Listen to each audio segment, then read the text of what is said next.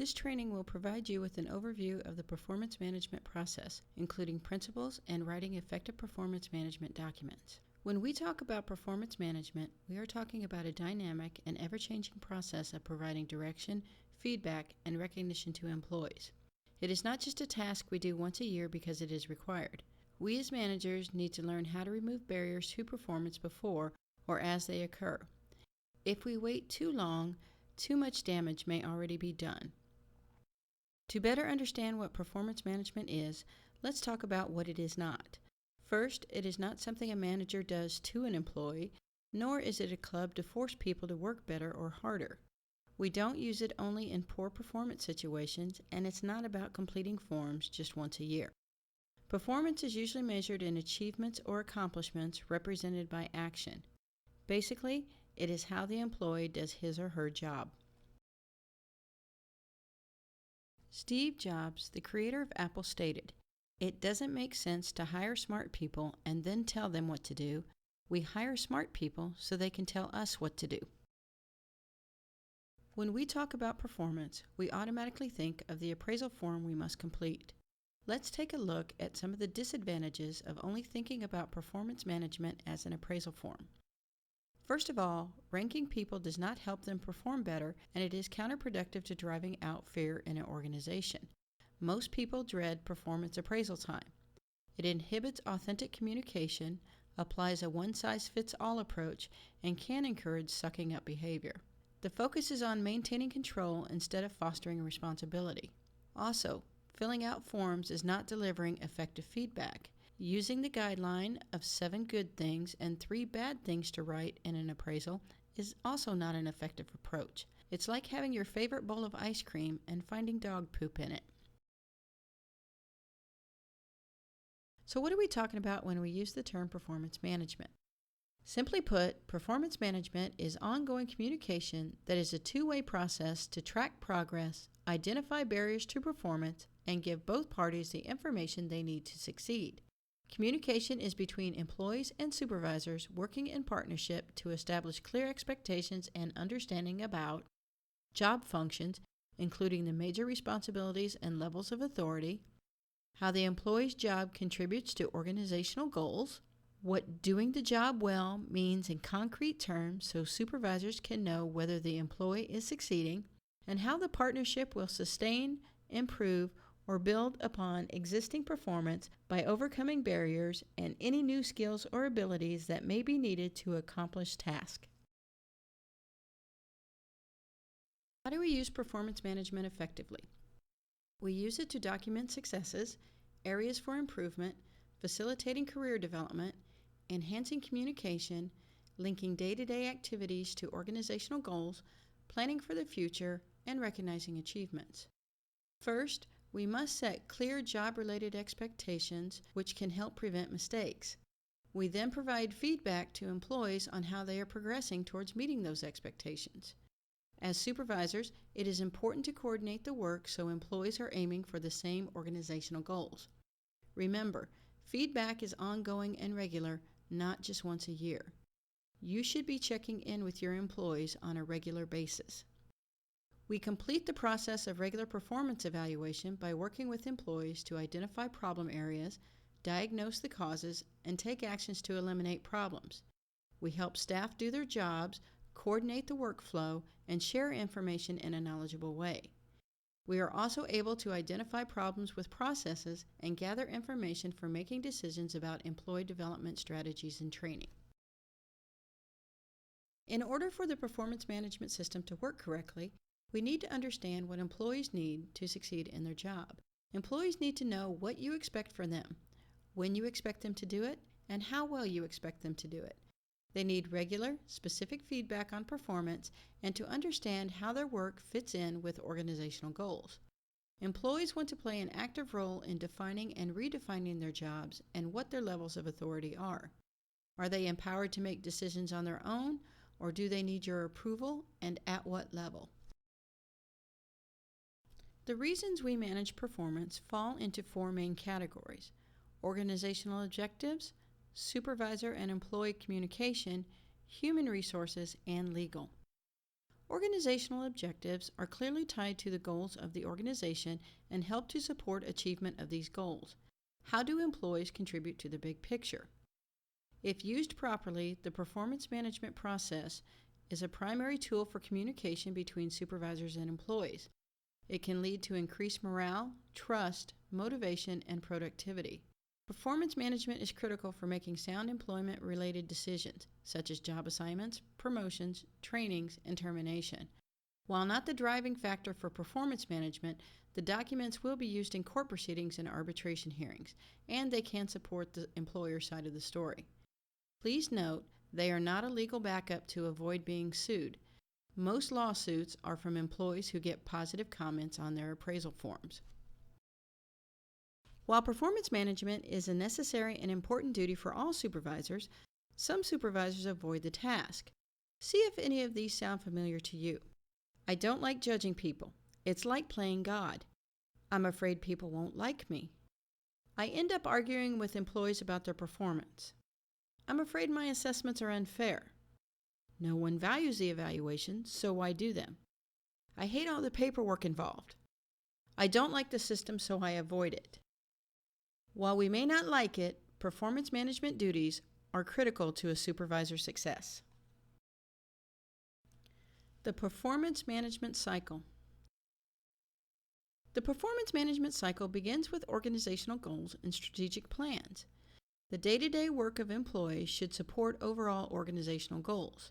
Employees need to understand their contribution to the organization now and in the future. Along with organizational goals, the employee needs to understand their department goals as well. Individual performance planning. The employee and supervisor agree on performance goals that support both the organizational and departmental goals. Feedback and adjustment. Employee and supervisor meets frequently, both formally and informally, to assess the progress and make adjustments. Documentation. The supervisor documents discussions with employees about the progress and changes to any goals. Performance evaluation preparation. The supervisor completes a performance evaluation form based on feedback received from the employee and documentation collected about the employee. Performance discussion. The employee and supervisor meet to discuss performance, evaluate progress, and complete the final documents. Roles in performance management. The supervisor is the one who communicates the process and sets clear expectations. It is important to meet regularly with the employee and to fairly and legally document significant events throughout the rating period. The supervisor also motivates employees, corrects or redirects behavior when necessary, and serves as a teacher, coach, and mentor. The employee should clarify expectations with supervisors by asking questions, discussing problems, and maintaining their own records about performance. The employee should share their goals and expectations along with giving input to improve the work environment. Finally, the employee needs to accept responsibility for their individual job performance. The supervisor's main responsibilities are to ensure consistency in the ratings and to coach the supervisor when necessary. They establish and communicate clear expectations and goals for the work unit and make sure organizational goals and employee goals are in alignment. It is important employees receive timely feedback and not just once a year. The Human Resources Department offers a performance management system that fits within the organization's culture, and it is their job to communicate that system through skill-based training and offer support to supervisors. Finally, Human Resources maintains up-to-date job descriptions for each position. The organizational leader provides and communicates a clear vision of the organization's future, including the values and mission. They hold the leaders accountable for their direct reports, they serve as a role model, and recognize and support good performance managers. How can I help employees understand expectations better? First, define the end result as you see it. An example of successful criteria is, at the end of this project, task, or job, you will have these 3 things completed. Don't forget to include a completion date. We often forget to share with our employees when we really need the project. Interim progress. How often do you want updates? You need to ask up front if you need employees to check in with you periodically. This will save time from employees going down the wrong path. Levels of authority. How far can employees go in decision making? Do you want the employees to just gather information and you make the final decision? Do you want employees to make recommendations to you and then carry out the task after you made a decision? Or do you want the employee to gather information and make the decision without your guidance or approval? Areas of risk.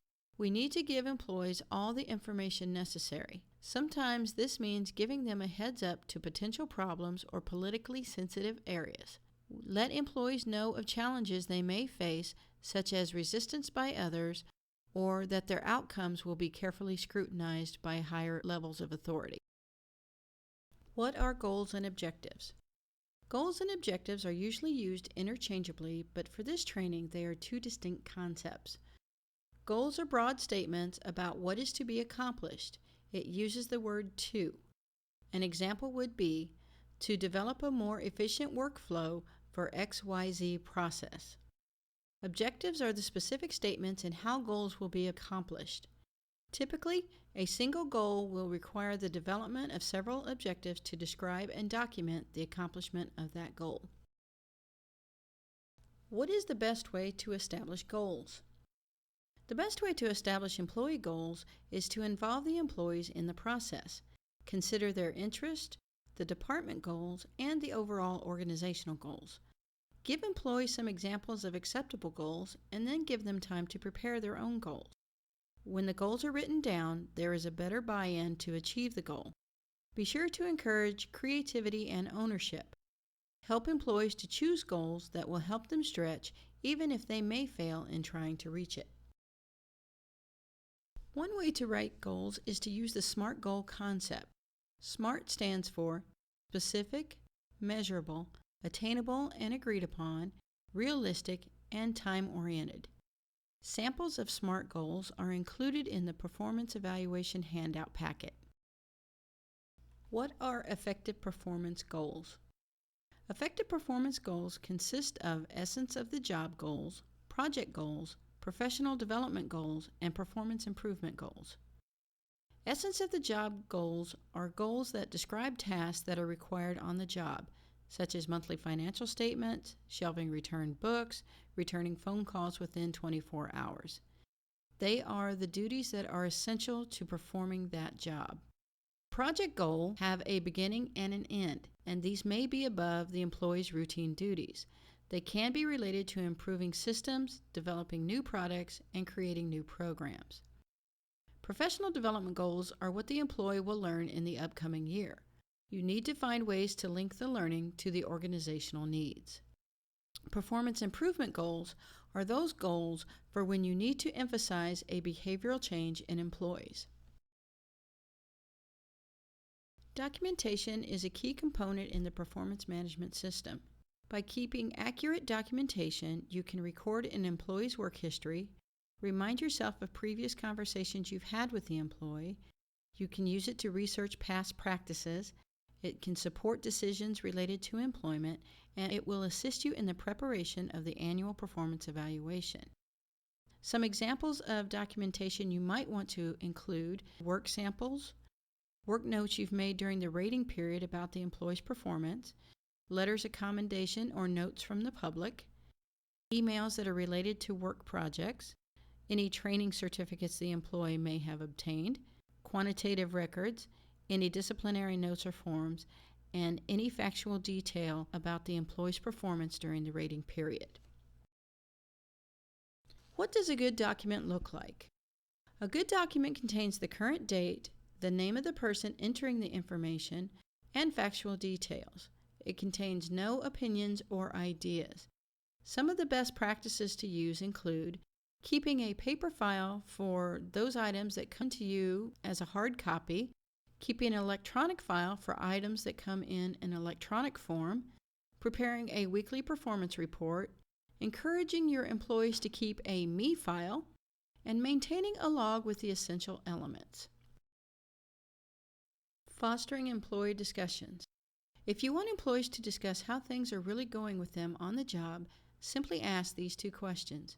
What do you need and how do you feel? These questions are asked in relation to the job the employee is doing. For example, how do you feel about the new equipment? What do you need to complete an error-free report? This shows the employees they are valued and that their input is heard. We know you are not going to have perfect employees every day, and some behavioral issues will need to be addressed. So how can you offer constructive criticism in a positive manner? First and foremost, stay calm. The employee will likely be resistant to what you are saying and may try to argue with you. So take a deep breath and stay focused on the behavioral problem. Empathize with the employee so it shows you understand where they are coming from. Isolate the problem and restate the employee's position. Here is a sample of how the conversation may go. Tom, I realize you have been very busy lately, but we need to discuss the incompleteness of the monthly report you turned in. If I understand you correctly, you never received crucial information from the XYZ department to complete your report. Is this correct? I want you to know that I use the information you supply me in that monthly report in a report I turn into my supervisor, and when your report is incomplete, it affects our whole team. Next time, when you are waiting for information and not getting a response, come to me before the deadline and we will work on a solution together. Is this something you think you can agree to? Do you have a performance issue, or are you simply dealing with something that is a pet peeve to you? Sometimes it's hard to distinguish between a real performance problem and a pet peeve. One way to do this is to determine if it's an attitude or a behavior. Attitude is what people think, and it is internal. Behaviors are what people do or do not do, and they are external. You can see those. Behaviors can be documented, attitudes cannot. If you have an employee who is not meeting standards, don't wait until appraisal time to address it. Address it when you first see it. Define the issue in behavioral terms. Unmotivated is not a specific behavioral term. Turning in work after an agreed-upon deadline is a specific behavioral term. You want to be as detailed in what you want the behavior to be more or less of. For example, paying attention to detail is not as specific as turning in a report with no grammatical or typographical errors. We as humans need to have a compelling reason to change behavior. We all want to know the why behind any request for change. If you can't figure out why, then don't bring up the issue. But if you do bring up the issue, be sure to tie it to the organizational goals. The following table on behaviors and attitude will help you understand the difference between the two. Remember, behaviors can be seen, attitude cannot. Sometimes sitting down with an employee to discuss a performance issue can be intimidating. It helps to have a plan for these discussions. The following 6-step process will help you prepare for performance-related discussion with employees. Step 1. Explain the situation and why the issue is important. Begin by stating the facts. Next, explain the impact of the situation on the organization, and remember to be concise. Step 2. Ask the employee for his or her view of the situation. You want to seek information by asking open-ended questions that require the employee's input or response, and then summarize the important points as you go. Step 3. With the employee, agree on what needs to be accomplished. Ask the employee what he or she feels needs to happen or what needs to change in order to improve performance. Avoid forcing a solution on the employee and be specific about your agreement. Step 4. Discuss alternatives for achieving success. Ask the employee for ideas on resolving the issue and encourage the employee to suggest a solution he or she could support. Finally, weigh the pros and cons of each alternative. Step 5. Seek agreement of specific actions to be taken by you and the employee. Specify who, what, and when, then clarify your agreement by asking the employee what he or she will be doing. Be sure to restate your commitments to the employee so they know you will have actions to take. Step 6. Express confidence in the employee's ability to resolve the issue and set a follow-up date. Be specific about what you have confidence in, and above all, be sincere. There is an example of this process in the performance evaluation handout packet. One of the key skills a supervisor needs when having performance discussions is listening skills. Many times, we think if we do all the talking, the employee will magically understand what we want and change immediately. However, employees want to be heard, and this is your opportunity to show them you are willing to work in partnership with them on resolving the issue. Some ideas to help you become a better listener include asking questions that show you care, eliciting buy-in, zipping it, and paraphrasing what you hear them say. By asking employees what they think the issue is, based on the behaviors you notice, they will be more likely to offer suggestions they can endorse. When you ask employees for buy-in, give them the opportunity to come up with their own answer. What do they think the best solution would be? Resist trying to give them advice. Zip it. This is the hardest thing to do, but this skill can help you build relationships faster than anything else. Ask your question, close your mouth, maintain eye contact, and wait for a response. Resist jumping in when the silence goes on longer than you are comfortable with. To be an effective listener, you must get comfortable with the silence. Don't try to fill the empty space. Rephrase by restating what they just said. Some examples include, do you mean? Are you saying? I think I'm hearing you say. After you rephrase it, go back and zip it again. In order to rate performance, you must first define the rating scale. Here at the City of Avondale, we use a 2-level rating scale system: meet standards and does not meet standards. Meet standards.